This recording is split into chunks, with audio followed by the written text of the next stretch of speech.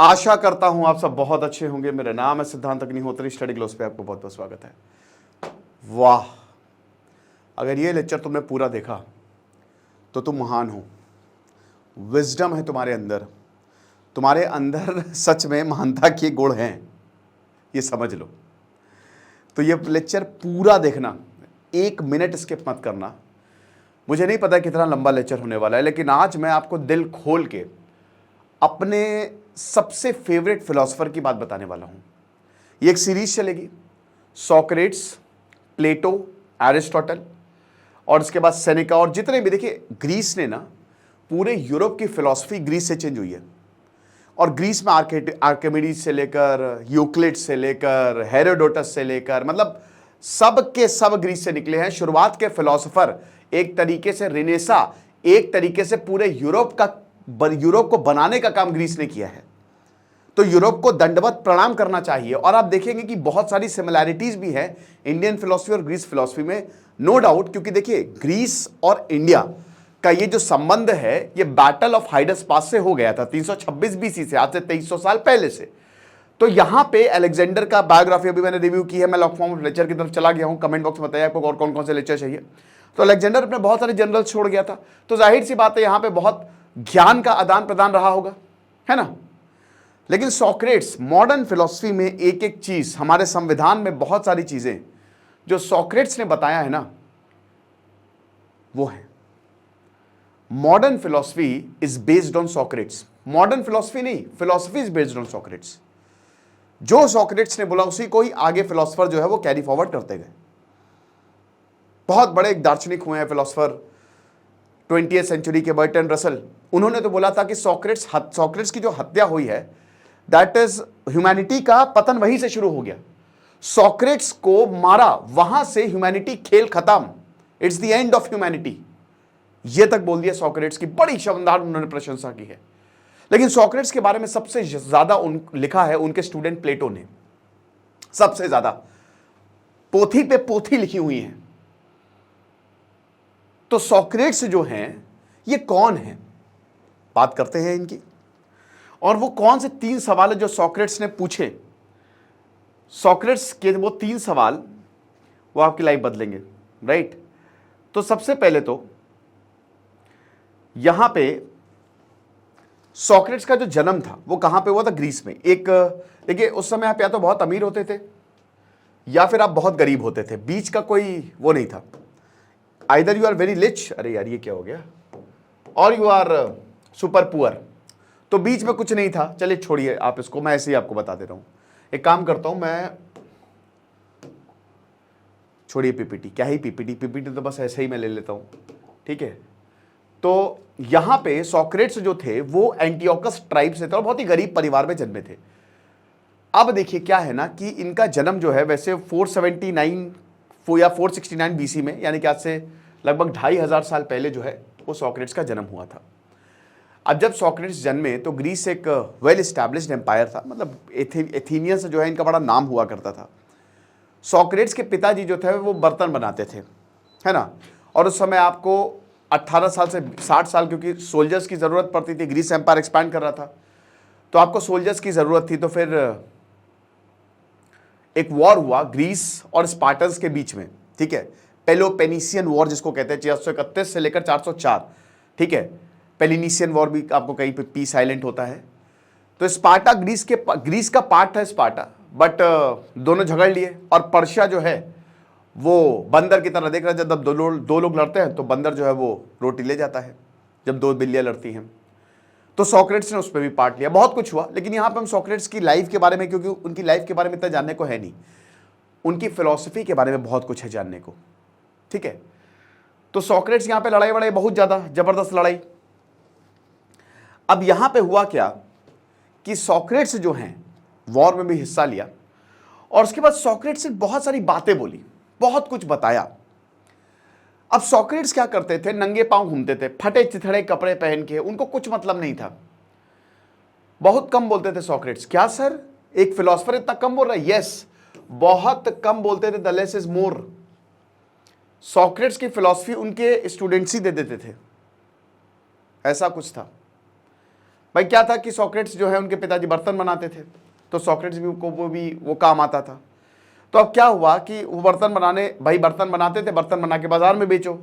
अब जब वो बाजार में बेचने जाते थे तो उससे होता क्या था कि वो लोगों को बिठा लेते थे। जैसे बाजार में बर्तन बेचे, पैसे आ गए, अब एक को पकड़ लिया, बोला आओ बैठो। वहां पे कैंटीन होती थी या जो भी कैफेटेरिया रेस्टोरेंट छोटा सा, बोलते थे भाई चाय लाओ इसके लिए। अब बोलते थे बताओ तुम्हारी प्रॉब्लम क्या है, तो वो अपनी प्रॉब्लम बताता था, तो सॉक्रेट्स सुनते थे, तो सॉक्रेट्स उनसे सवाल करते थे, क्वेश्चंस पूछते थे, राइट, और सवालों में ही उसकी प्रॉब्लम को सॉल्व कर देते थे। यानी कि वही इंसान, जैसे अगर मान लीजिए कि भाई बड़ी दिक्कत है, तो सॉक्रेट्स पूछते थे कि क्यों दिक्कत है, तो आप बोलेंगे कि इसलिए दिक्कत है क्योंकि मेरी बीवी बड़ी परेशान करती है। तो बोलते हैं क्यों परेशान करती है आपकी बीवी, तो आप बताएंगे कि मेरी बीवी मुझसे खुश नहीं है क्योंकि मैं उसको वक्त नहीं दे पाता। तो वो पूछते थे कि वक्त देने के लिए आप क्या क्या कर सकते हो, कभी आपने सोचा है क्यों आप वक्त नहीं दे पाते हो। तो वो बोलते थे कि भाई मैं वक्त इसलिए नहीं दे पाता हूं क्योंकि शायद मैं बहुत ज़्यादा बिजी रहता हूं। तो बोले कि क्या आप इसको बैलेंस नहीं कर सकते, या आप वक्त और लाइफ को बैलेंस नहीं कर सकते जिससे आप बीवी को भी। तो फिर वो बोलता था कि हाँ बिल्कुल कर सकता हूं, मैं बिल्कुल वक्त को भी बैलेंस कर सकता हूं, वाइफ को भी बैलेंस कर सकता हूं, आधा टाइम वक्त में, आधा ओहो सोल्यूशन मिल गया। तो सॉक्रेट्स इस तरीके से प्रॉब्लम को सॉल्व करते थे, वो सवाल पूछते थे, सवालों में ही प्रॉब्लम सॉल्व्ड। कुछ इस तरीके का सॉक्रेट्स का व्यवहार था। सॉक्रेट्स की जो फिलॉसफी, एक बहुत ही फेमस प्रचलित फिलॉसफी हुई है, सॉक्रेट्स ने बोला है कि जो अज्ञानी है, अज्ञानी, उसको कभी नमस्कार मत करना। बहुत फेमस फिलॉसफी, इस पे अभी हम आएंगे, ठीक है ना। तो एजुकेशन, पावर, मनी के लिए सॉक्रेट्स को पैसा चाहिए था, बट देखो भाई वो ज्ञानी थे, फिलोसफर थे, तो उनके पास पैसा कभी नहीं रहा। He did not earn a penny, उनके पास कुछ खास पैसा रहा नहीं। तो स्टूडेंट्स, फॉलोअर्स बहुत थे, मतलब ग्रीस को हिला के रख दिया था। मतलब वो जब बस जाते थे और आपसे सवाल जवाब करते थे, और कम बोलते थे, लेकिन जो बोलते थे बहुत ही सॉलिड बोलते थे। सवालों में ही आपको हरा देंगे, और यही होता है। सवाल करना तो हमको सॉक्रेट्स ने सिखाया है। डेमोक्रेसी से बहुत नफरत करते थे सॉक्रेट्स, उनको डेमोक्रेसी बहुत ज्यादा पसंद नहीं थी, ठीक है ना। तो ये हिसाब किताब था कि मतलब नॉलेज जो है, सॉक्रेट्स का जो सबसे फेमस कथन है कि भाई नॉलेज अंदर ही है, नॉलेज इज विद इन अस। अगर आप देखोगे ना तो सॉक्रेट्स की जो फिलॉसफी है वो हिंदुइज्म से बहुत ज्यादा मिलती है।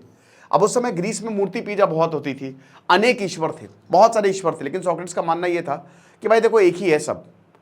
अब होता क्या था कि ग्रीस में बड़े बड़े ओहदे पे लोग बैठे होते थे, पॉलिटिक्स करते थे, ठीक है। बाउल जो है वो मिलती थी, BOULE, बाउल, ठीक है, ये एक संसद टाइप की होती थी। और उस समय जो लेजिस्लेटिव और जुडिशरी दोनों, मतलब जो संसद में बैठते थे वही फैसला भी करते थे, ठीक है।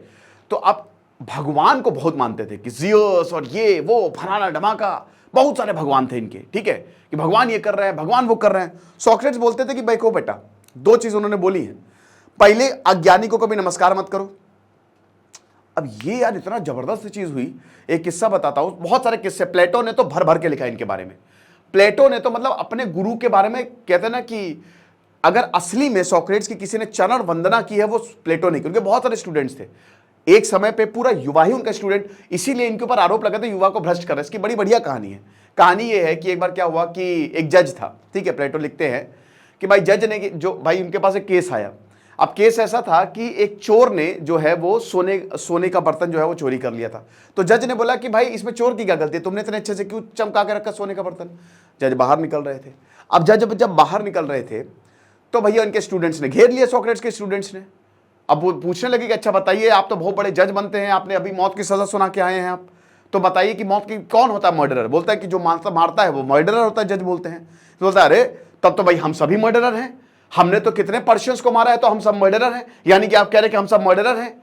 तो बोला कि नहीं नहीं नहीं नहीं नहीं आप नहीं। तो वो जज सोच में पड़ गए कि नहीं नहीं बेटा ऐसा नहीं है, ठीक है, जो सही के लिए मारता है तो सही के सही और गलत में फर्क क्या है, कौन समझाएगा सही है कि गलत है। तो जज के ईगो को हर्ट होने लगा कि ये ससुरे हमसे सवाल कर रहे हैं, है ना, ए जाओ यार, तो जज ने बोला कि ज्यादा मत बोलो अभी तुमको भी। तो फिर यहां पे बोला कि अरे यार ये पता नहीं, बताओ, मतलब सबके सामने पब्लिकली बोला कि इसको ये नहीं पता है, इसको बेसिक मोरालिटी नहीं पता है और ये जज बन के बैठा हुआ है। तो ऐसे जो है बड़े बड़े ऑफिसर्स को सवाल पूछ के ध्वस्त कर देना। और इनका स्टूडेंट्स जो है मजाक उड़ाते थे, सब डरने लगे थे सॉक्रेट्स से और इनके स्टूडेंट्स से कि भाई पकड़ लिया तो क्या करेंगे, हमको अपने ओहदे को जस्टिफाई करना है, और अगर हम अपने ओहदे को जस्टिफाई नहीं कर पाए, अगर सवाल जवाब शुरू हो गया तो हम गए काम से। सवाल में ही जो है सॉक्रेट्स आपको ऐसा फंसाते थे कि कि मतलब आप बोलेंगे कि भाई ये क्या हुआ, मतलब ऐसा क्या कर दिया सोक्रेट्स ने। आप 4-5 मिनट तक और आप स्टूडेंट हो जाओगे, हार गए तो आप स्टूडेंट हो जाओगे, ईगो में रहोगे तो आप इनसे नफरत करने लगोगे। तो इसीलिए अब युवा इनके दीवाने थे, इनके ऊपर ये आरोप लगा कि ये युवाओं को भड़का रहे हैं। एक बड़ी मंदिर की कहानी है, कहते थे, ये बोलते थे कि जो इमोरल है सबसे इंपॉर्टेंट, इन्होंने यूनिवर्सल मोरालिटी का कंसेप्ट दिया, ठीक है, कि भाई जो मॉरल है वो बहुत इंपॉर्टेंट है। इतनी शानदार इन्होंने डायलेक्टिक, बाद में कार्ल मार्क्स आ गए, सबने यही, कांत आ गए, डायलेक्टिक। भाई ये क्या मतलब, संवाद, दो लोग, मैं तुमसे सवाल पूछ रहा हूं, तुम मुझसे सवाल पूछो, तो ऐसे सवाल पूछते पूछते पूछते कुछ ना कुछ एक कॉमन पॉइंट आएगा ना, समझ रहे हो भाई। कार्ल मार्क्स ने भी तो बोला कि मैं थीसिस दे रहा हूं, फिर एंटीथीसिस आएगी, मैंने एक तर्क दिया, तुम मेरे अपोजिट में तर्क दो, मैंने क्या गलतियां की है, और ऐसे ही तो दुनिया बढ़ेगी। तो ये वही कह रहे ना कि जो आगे आने वाले जितने भी फिलोसफर्स थे, उन्होंने सीधा सॉक्रेट्स से ही, सॉक्रेट्स कुछ लिखते नहीं थे, कुछ नहीं लिखते थे, वो बस जाते थे, उनके स्टूडेंट्स जो है वो लिखते थे, जो बोलते जाते थे वो नोट करते थे। बाकी सॉक्रेट्स तो एकदम मतलब अपने मन के मालिक थे, वो जाते थे, बोलते थे गली गली में। अब बड़ी औहदों पे बैठे होते थे राजा, अब जब राजा को पता चला कि भाई ये कौन आया है, बड़ा खतरनाक इंसान, इसको तो पकड़ना पड़ेगा। तो सॉक्रेट्स की मैं कुछ आपको बातें बताता हूं, ठीक है।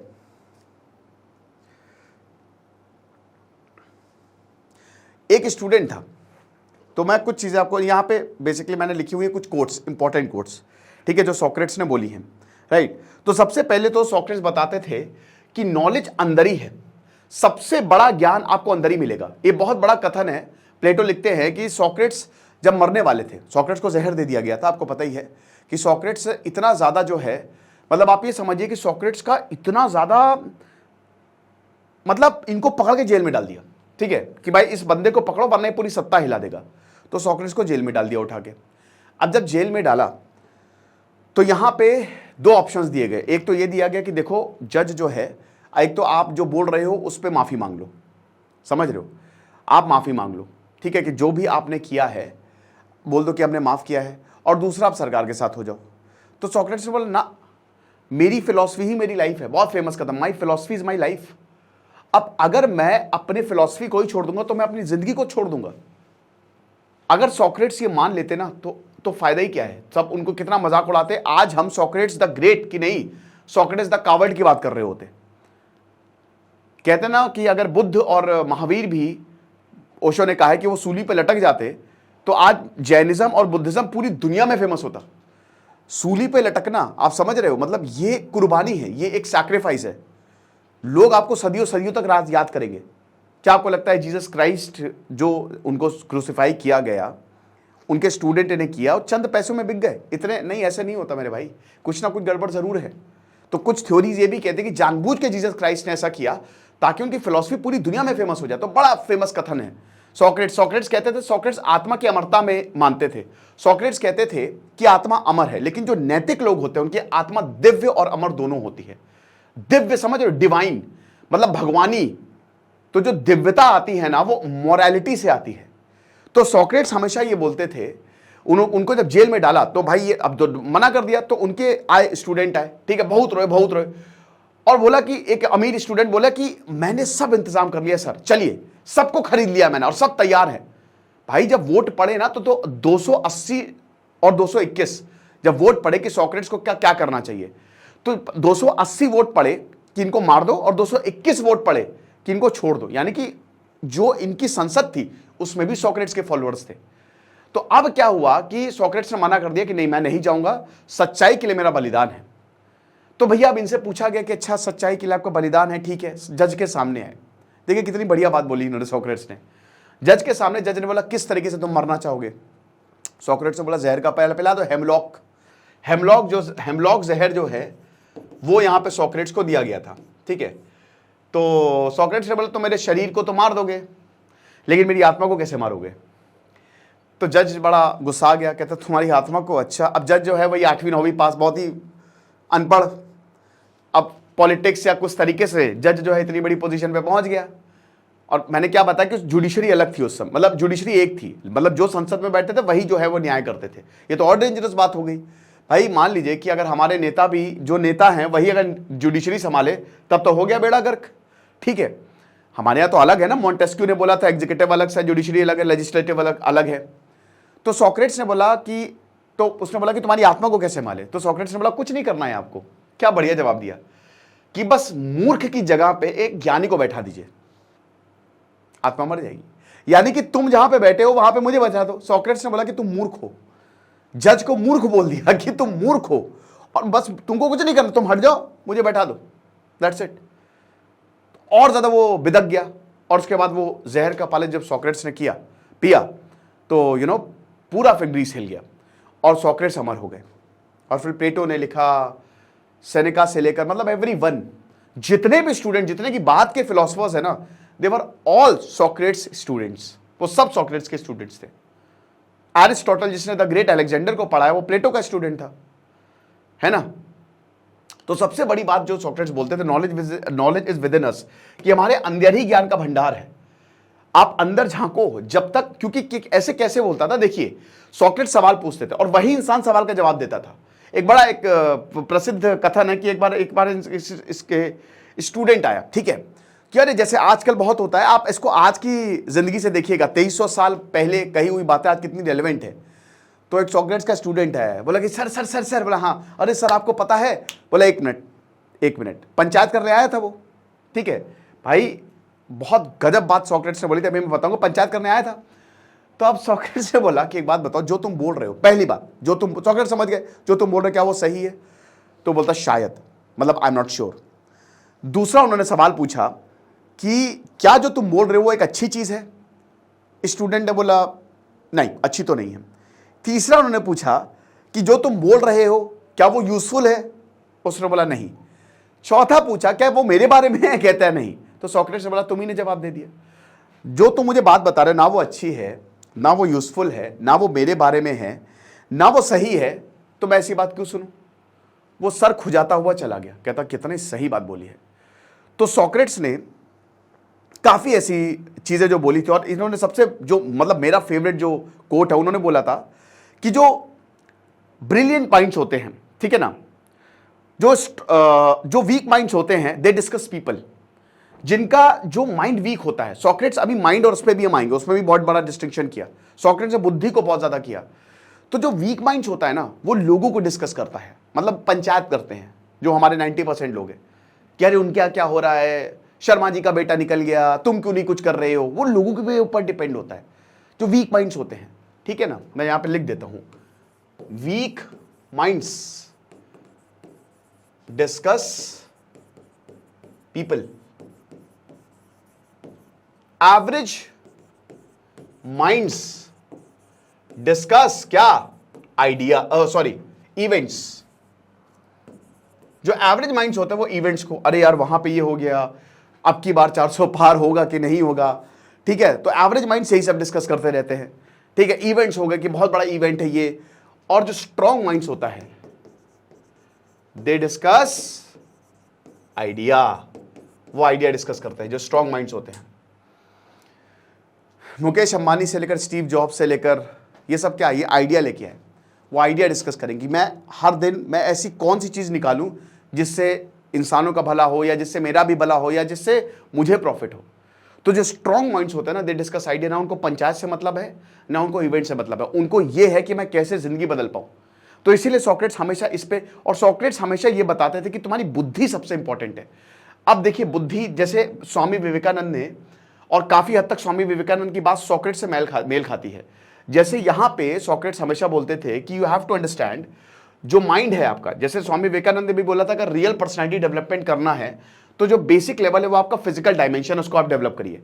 सॉक्रेट्स बोलते थे कि आपका जो उसके ऊपर आता मेंटल डायमेंशन, तो सॉक्रेट्स यहां पे रुक जाते थे, मेंटल डायमेंशन पे रुकते थे वो। सॉक्रेट्स कहते थे कि देखो ये मेंटल डायमेंशन जो है ना, आपके सेंसेस आपको धोखा दे सकते हैं, ठीक है, आपकी आंखें आपको धोखा देंगे, और ऐसा होता है, हेलुसिनेशन हो जाता है कई बार हमको कुछ लगता कुछ और है, एक रास्ते पे जा रहे हैं, राइट, अब वो रास्ता हम जाते जा रहे हैं, लेकिन वो रास्ता डेड एंड है। हमारे सेंसेस ने बोला इस रास्ते पे जाने के लिए।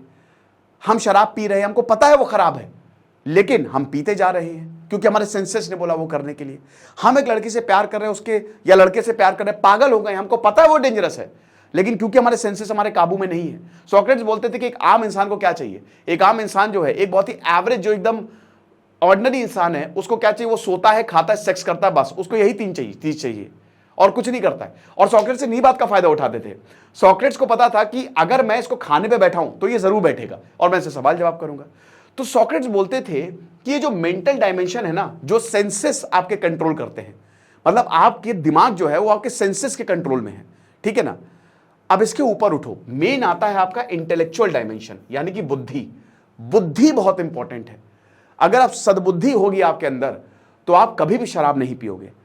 बुद्धि होगी आपके अंदर तो आप किसी भी ऐसे इंसान के साथ एसोसिएट नहीं करोगे जो गलत। तो वही कहते हैं मोरालिटी।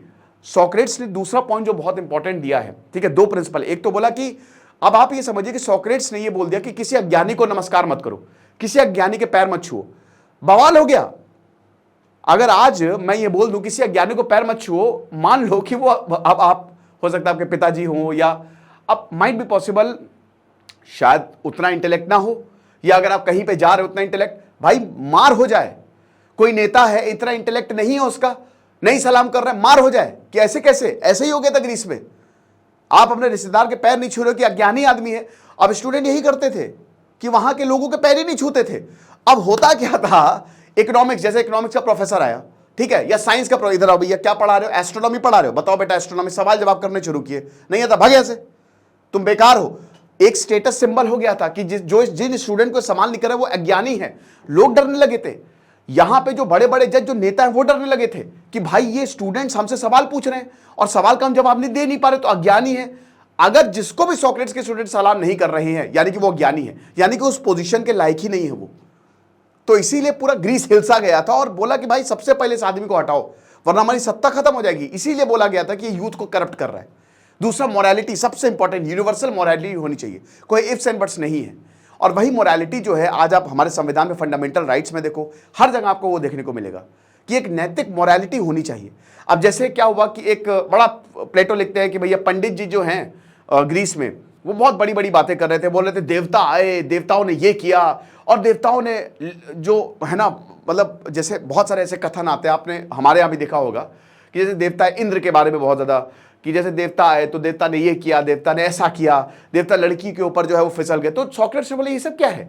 तो वहां पे स्टूडेंट्स बोलते कि भाई लड़की तो ये तो नैतिक नहीं हुआ। फिर कैरेक्टर जिसका मॉरल हाई ग्राउंड होगा ना, वही तो होगा ना भगवान। जैसे भगवान राम, उनका मॉरल हाई ग्राउंड है, ठीक है, कृष्ण मॉरल हाई ग्राउंड है उनका, तो ऐसे कैसे देवता है ये कि जरा सा तो हम इनको मानेंगे तो प्रीस्ट।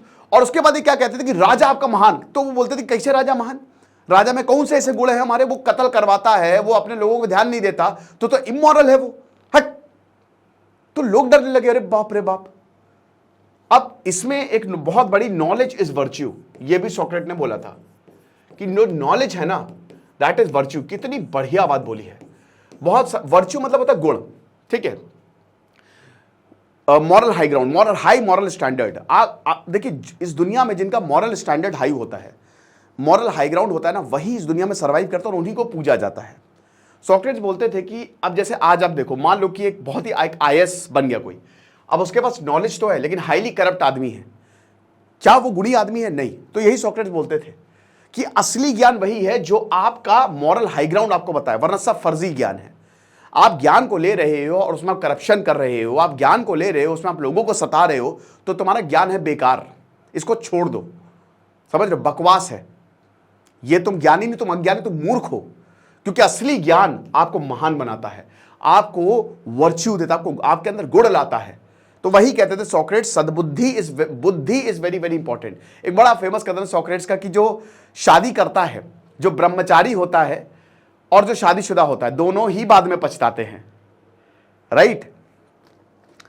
तो ये चीज है। फिर उसके बाद डायलेक्टिक्स की मैंने बात की कि सोक्रेटिस सवाल जवाब करते थे कि मैं सवाल पूछ रहा हूं, तुम जवाब दो, ठीक है, उसके बाद फिर तुम जवाब देना, मैं सवाल पूछूंगा। ऐसे करते करते एक निष्कर्ष मिल गया, एक कॉमन प्रॉब्लम। जैसे सोक्रेटिस के स्टूडेंट्स क्या करते थे, जैसे मान लो कि हवा है या मौसम है। अब मौसम के बारे में सबकी अलग अलग राय है, मौसम को डिफाइन करो, कैसे डिफाइन करोगे?